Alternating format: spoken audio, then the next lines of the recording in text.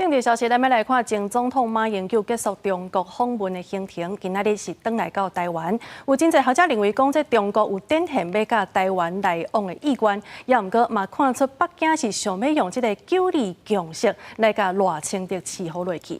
也那赖清德是表示讲，伊上任了后会拍拼来维护台湾甲两岸的安全，参印太地区的和平。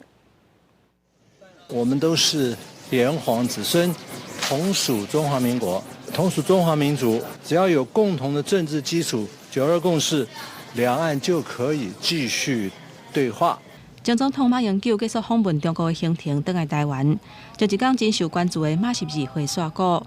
这是两岸分治75年来，中华民国前总统头一届伫中国的土地，甲中国最高领导人见面。《纽约时报》分析马英九甲习近平见面，显示中国展现甲台湾来去的意愿。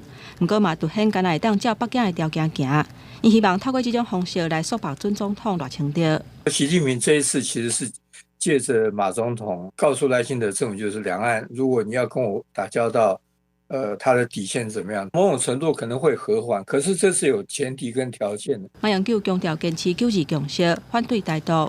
习近平是表示肯定。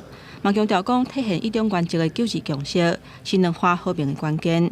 梁树华认为讲，这就是咧向赖清德表示伊的底线。梁树华讲，马习日会对两岸关系转好有帮助，不过中国要是会持续分工武器。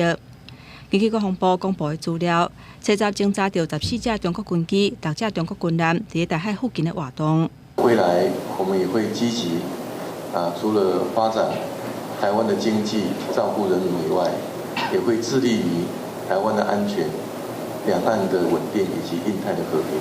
You inherit a thriving democracy, one that respects human rights and religious freedom, a good economy, a secure country. But I also suspect there will be no rest for the weary once you take office, given the challenges that remain. 赖清德10日以副总统的身份接见美国智库2049计划研究所的访问团。伊讲到访问团伫美日峰会举行的时阵访问台湾，意义是真重大。强调上任了后会拍拼维护台湾的安全、两岸稳定，也有印太和平。记者综合报道。